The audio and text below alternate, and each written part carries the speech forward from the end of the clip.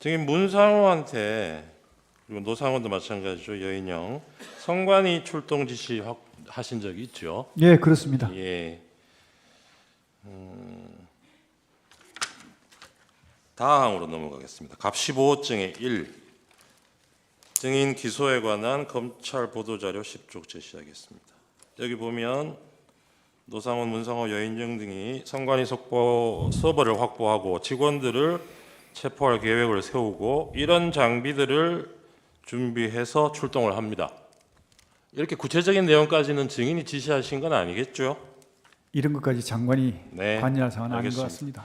아까 체포 명단에 보면 체포 명단 아니라고 하시니까 하여튼 그 명단에 보면 포고령 위반 우려가 있는 사람들 김명수 전 대법원장하고 권순일 전 대법관이 포함되어 있어요. 이거는 증인이 지목해 주신 겁니까? 아니면 여인영이 자기가 적은? 거기 이제 그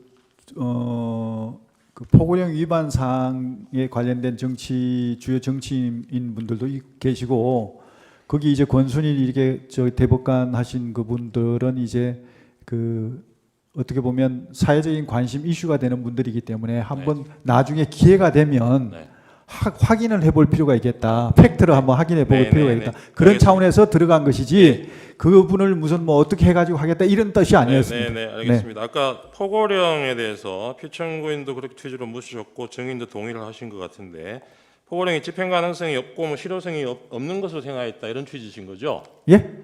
포고령이 집행 가능성도 없고 실효성도 없다. 아까 피청구인이 그렇게 물론 말씀을 하셨어요. 대통령께서 그렇게 말씀하셨지만 주무장관은 그렇게 생각지 않습니다. 아, 그래요? 네, 그러면 효력이 있으니까 그렇습니다. 실제로 집행하려고 하셨겠네요.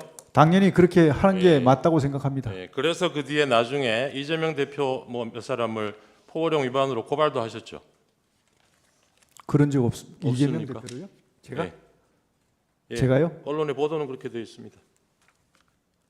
저는 본인이 하신 게 아닙니까? 예, 그건 알겠습니다.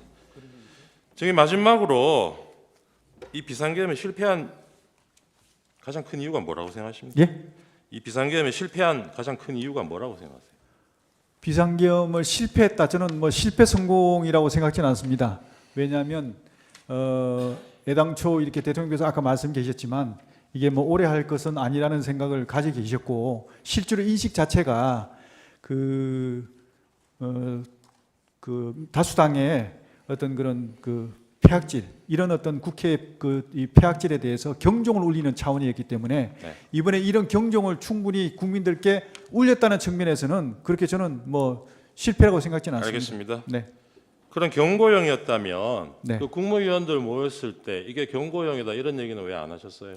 그런 걸 얘기하는 것은 그거는 전략적인 차원이지 그런 얘기를 하는 건 안 맞죠. 알겠습니다. 이 그거는 실패한 이유에 지휘관님만 알고 대해서 저는 그날 뭐 시민들이 빨리 모여가지고 경군하고 이걸 막고 그리고 국회에서도 신속하게 대처를 해서 막은 덕도 있지만 그 못지않게 중요한 이유 중에 하나가 이 현장에 동원됐던 군인들이요. 정희 혹시 본인 수사기록 한번 보신 적 있습니까? 네. 본인 수사기록 한번 보신 적 있어요? 저 그 수사기록이요? 영관급 장교들 진술의 내용 한번 보신 적 있어요? 그거는 못 봤습니다. 여기 보시면 대부분 영관급 장교들이 이날 자신들이 무슨 임무를 받고 여기 가서 뭘 할지를 모르는 상태에서 출동 지시를 받고 갑니다. 근데 현장에 가서 보니까 내가 총을 들고 상대에 대적해야 될 사람들이 국회의원들이고 시민들이고 이런 거예요. 선거관리위원회고. 그래서 상당수 군인들이 이건 뭔가 아닌 것 같다. 이렇게 진술을 하는 사람들이 많습니다. 그런데 그 실패 요인이 아까 그런 덕도 있지만 저는 못지않게 큰 것 중에 하나가 이 증인이나 피청구인이 이 계엄에 말하자면 실행 인력으로 동원했던 이 군인들조차도 이 계엄의 명분을 설득하지 못했기 때문이 이렇게 생각합니다. 어떻게 생각하세요? 그것은 한번 나중에 평가를 해보겠습니다. 네, 이상입니다. 네.